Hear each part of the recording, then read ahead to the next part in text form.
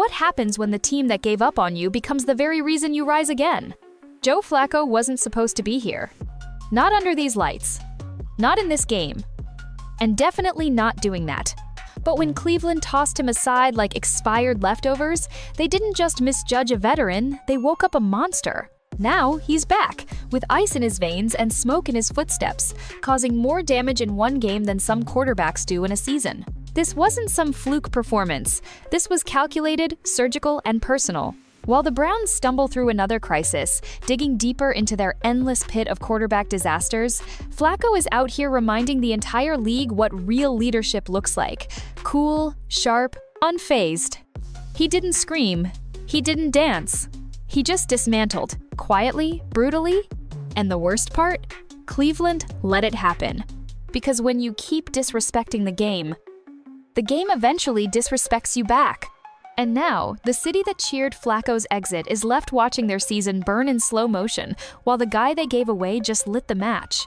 Before going further, if you're enjoying this video, don't forget to smash that subscribe button. It really helps us keep bringing you the content you love. If there's one thing the Cleveland Browns are famous for, it's ruining quarterbacks. Doesn't matter if you're a Heisman winner, a hyped draft pick, or a Super Bowl MVP, once you step into that building, it's like something spiritual hits pause on your career. Call it bad luck, call it poor leadership. But at this point, it's starting to feel like something cursed lives in that quarterback room. Tim Couch? Ruined. Johnny Manziel? Flamed out. Baker Mayfield? Hot start, chaotic ending, traded and forgotten. Deshaun Watson? Still buffering like a YouTube video stuck at 240p. And now, Joe Flacco. Except this time, the Browns didn't just lose a QB, they handed him off to the competition, and he came back with a smile and smoke in his hands. What's wild is, Cleveland didn't even blink when they let Flacco go. No long goodbye, no second thoughts, just shipped him out like an expired contract. A washed-up vet, they said, past his prime. Turns out, the only thing past its prime is the Browns' ability to judge talent. Because while Cleveland keeps chasing some imaginary next big thing, Joe Flacco just reminded everyone that sometimes experience beats hype. And here's the twist, he didn't just fill a gap. He showed up and looked more poised, more prepared, and more precise than any Browns QB we've seen this decade. Seriously, that stat line? 342 yards, 3 touchdowns, no picks. Against a team that crushed Cleveland not long ago, and he made it look easy. Meanwhile, Browns fans are sitting at home wondering how this always happens, like clockwork. Every time the team gives up on a QB, he goes somewhere else, and suddenly looks elite. It's a pattern, a tradition, a nightmare on repeat, and the scariest part? The Browns still haven't figured out why. But we're just getting started because this wasn't just another regrettable roster move. This was the start of something much bigger. He wasn't supposed to start. He wasn't supposed to dominate. He wasn't even supposed to be in the conversation. But Joe Flacco doesn't care about the script. What he pulled off wasn't just a win, it was a statement. On 47 pass attempts, Flacco went full sniper mode, 31 completions, 342 yards, 3 touchdowns, 0 picks. Against a division rival, with a roster he barely knew. And with the weight of being written off again by another front office that thought TV graphics, spreadsheets, and buzzwords could outsmart 15 years of real game experience.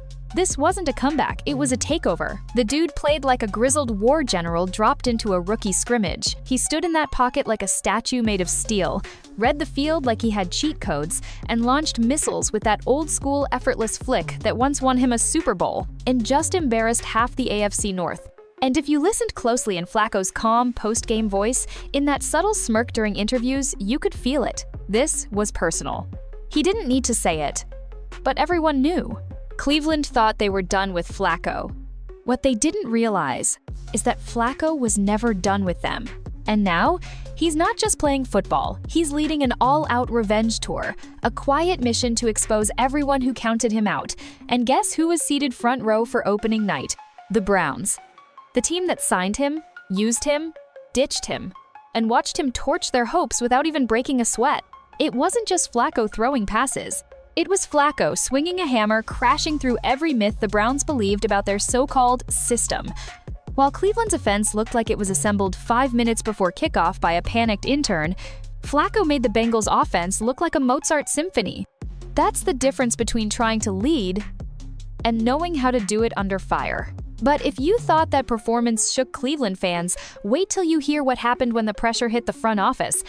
Because up next, the spotlight shifts and it's about to get real uncomfortable for Kevin Stefanski and Andrew Berry. When Joe Flacco lit up the scoreboard, the fans didn't just cheer, they exploded. Not in celebration, in outrage. Because with every passing yard, it became painfully obvious. The Browns' front office made a catastrophic mistake. And now, their names are at the center of the firestorm. Kevin Stefanski, the so-called offensive guru, looked like a man watching his playbook go up in flames. His offense was spinning in circles, stalling out like a car with no engine, while the guy he gave up on was operating like a seasoned assassin. The camera didn't even have to zoom in to catch it. The blank stare on Stefanski's face said it all. He had no answers, no spark, no idea how it got this bad. And then there's Andrew Berry, the architect of this entire roster. The man behind the trades, the contracts, the long-term vision. Well, this vision just smacked the city of Cleveland across the face. No press conferences, no accountability, not even a tweet. Berry went silent so fast, he made Houdini look lazy. While the media circled like vultures and fans flooded comment sections with fire everyone posts, Berry was nowhere to be found ducking microphones like a man who knew the receipts were coming. And oh, they came. Old videos, sound bites, clips of Stefanski hyping up his system podcasts where analysts insisted this team was finally different. It all resurfaced. But now, those same declarations feel like the setup to a cruel joke. Even fans who believed in the rebuild are saying the same thing. We've seen this movie, and we already hate the ending. Every year, it's another excuse, another trust the process, another promise that things are turning around. But the only thing turning is the coaching carousel, and it always seems to come right back to disappointment. People aren't just upset with how the team plays, they're fed up with who's driving the bus straight into the ditch. Stefanski's headset might as well be playing lullabies at this point, and Berry's so-called future-proof plan looks like it was downloaded off a broken Madden simulation. The fans have stopped waiting for change, now they're demanding it. But this storm didn't just roll in on its own, because what's really unraveling here isn't just a team. It's the culture, the one Cleveland keeps pretending they've fixed. And that culture? It's been slowly crumbling for years. This isn't just about one game, one quarterback, or one bad trade. It's something deeper, something that's been quietly poisoning the Browns from the inside for years. Because you don't just keep losing like this on repeat unless something's broken long before kickoff. And in Cleveland, that something has a name: culture. See, the Browns keep trying to fix symptoms without ever confronting the disease. They reshuffle quarterbacks like playing cards, fire scapegoat coaches, pop champagne for meaningless draft grades, but never not once do they stop and ask, why does this keep happening? And now, that fake foundation's crumbling in real time. While Flacco showed what real leadership looks like: calm, confident, earned, the Browns waddled onto the field like a team that practiced over Zoom. Missed reads, botched routes, delay of game after delay of game. You could see the frustration boiling over on the sidelines. Receivers barking, linemen shaking their heads. Even the body language felt broken. That isn't a talent issue. It's a trust issue. Players don't believe in the system. They're not buying into the coaching. And honestly, can you blame them? Every season brings a new strategy, a new slogan, a new coach with the same deer-in-headlights stare when things fall apart. Behind closed doors, you can bet it's tense vets rolling their eyes, rookies getting thrown into chaos, locker room leaders trying to hold the roof up, while management keeps setting the floor on fire. Meanwhile, Flacco just walked into a brand new huddle mid-season and had grown men ready to run through a brick wall for him within minutes. That's the difference. That's how you know when a team has a culture of accountability versus a culture of excuses. The Browns regularly choose the latter. They dress it up with flashy buzzwords like alignment, analytics, and strategic vision. But all it ever amounts to is another blown lead and another post-game quote about execution. And that word execution might be the most ironic part of all. Because maybe the Browns are executing something, they're executing the same game plan year after year and expecting different results. But what Flacco did on that field, that exposed the illusion. He peeled the mask off. He showed that the Browns never had a quarterback problem, they had a belief problem. And the house of cards may have finally started falling.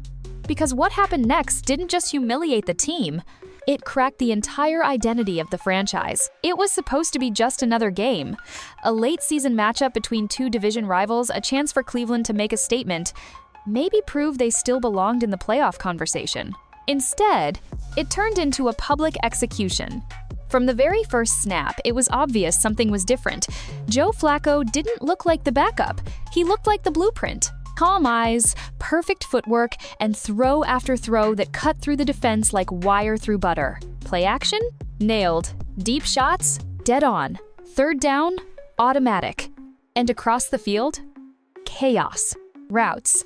Kevin Stefanski flipping through his laminated play sheet like he was trying to defuse a bomb with 10 seconds left on the clock. But the bomb had already gone off. Because this wasn't just a bad game. This was a collapse in 4 kelvins. Every drive that ended in a punt, the crowd's disbelief grew louder. Every busted play was a reminder that Cleveland had no answers, not on the field, not in the booth, and definitely not in the front office. Fans weren't just watching Flacco score. They were watching their own franchise unravel right in front of them. Panic on the Cleveland sideline, timeout mismanagement, receivers running the wrong, and the taste of irony, absolutely brutal. The guy Cleveland let walk, the one they labeled washed, done, not part of the future, was out there dealing like it was 2012. He wasn't just winning, he was having fun. Smirking between plays. Slapping helmets. Looking like a guy who knew exactly how deep the knife was, twisting. You could feel the confusion spread on the Browns sideline like a virus. Eyes darting around. Players hesitating. Coaches pointing fingers. Nobody had control. Nobody had confidence. And Flacco? He just kept throwing. 47 attempts, 0 interceptions. More yards than the Browns' offense had in the last 2 weeks combined. By the time that final whistle blew, the stat sheet didn't just tell a story, it told a warning. This team has no clue what it's doing, and it just handed the keys to someone who does. That game wasn't about talent, it was about trust, command, clarity. Cleveland had none of it. Flacco had all of it. And suddenly, that one decision to trade him away like a spare part didn't just look bad. It looked franchise-altering. Because with every yard Joe Flacco gained, Cleveland lost something way bigger, their credibility. And next, it wasn't just the coaches feeling the heat. You'd think after decades of heartbreak, misfires, and front office disasters, the Browns would finally learn from their mistakes. They haven't. Not even close. Because every desperate fan screaming from the bleachers or tweeting with caps lock already knows this isn't about talent, it's about failure to lead. Cleveland keeps recycling the same broken blueprint and calling it innovation. And what do we have to show for it? An ownership structure more worried about building a futuristic stadium than actually building a winning team. A general manager who went completely MIA the second his strategic vision exploded in public. And a head coach who sticks to his system like it's gospel, even when it's clearly dragging the team straight to hell. It's the same story. Different season. Different scapegoat. Same spiral. And Joe Flacco? He was never the plan, and they made that clear. He came in, did the dirty work, kept things calm when the house was already on fire, and as soon as they thought the smoke cleared, the Browns kicked him out like he was holding them back. But as it turns out, he was the only one holding them together. So when Cleveland faced him again, not on their sidelines, but wearing enemy colors, they didn't just get torched, they got exposed. Flacco didn't even have to say a word. He just played. Smooth, dangerous, precise. He let the scoreboard do the talking, let the silence from Brown's leadership do the rest. And the fans? They're done waiting. No more benefit of the doubt. No more next year. No more falling for fancy pressers and PowerPoints about progress. They're watching the same clowns in suits make the same choices that sink this team every single time. And now they're looking down at the stat sheet like, we gave that guy away. For what? A 5th-round pick? Not to a team in another conference. Not to a cellar dweller rebuilding their roster. To a divisional rival. One they'll have to face again. One that now has the very leader their franchise has spent 2 decades failing to find. That's not just bad management. That's borderline sabotage. And now, the trust between the franchise and its fans? Shattered. Because you can make a bad draft pick, you can lose a tough game. But when you consistently hand away good players, burn through talent, and act like accountability is optional, that's when the fan base stops believing. for good, and the damage? It's spreading fast, because what Flacco just did wasn't just a highlight performance, it was the final straw. Joe Flacco didn't just win a football game. He made a statement so loud it echoed through every hallway in the Browns facility and every GM's office that ever gave up too soon. What Flacco did on that field wasn't flashy. It wasn't hype-filled or highlight chasing. It was veteran football, played with cold-blooded precision, pocket poise, flawless, decision-making, surgical, arm strength, still very much alive. But what really made it sting wasn't how he played it, was what it meant. Because in a league obsessed with youth, speed, and the next big thing, Flacco showed up like a ghost from a better football era and calmly reminded everyone that wisdom beats noise. He didn't yell. He didn't taunt. He didn't flex. He just outclassed Cleveland with effortless control. He threw 3 touchdowns with the composure of a man who's done this 100 times before, because he has. His body language screamed experience. His reads? Unshakable. His energy? Quiet, but dangerously calm. And every Browns fan watching felt the same thing. We had that guy. And we threw him away. Meanwhile, the Browns sideline looked like a group therapy session. Coaches scrambling. Players disconnected. A franchise trying to remember who they were while the guy they kicked to the curb was out there playing chess against a team stuck on checkers. And the message behind every snap Flacco took? You never should have let me go. This wasn't just redemption. It was poetic retribution. The cool, calm quarterback they discarded became the mirror they couldn't bear to look into.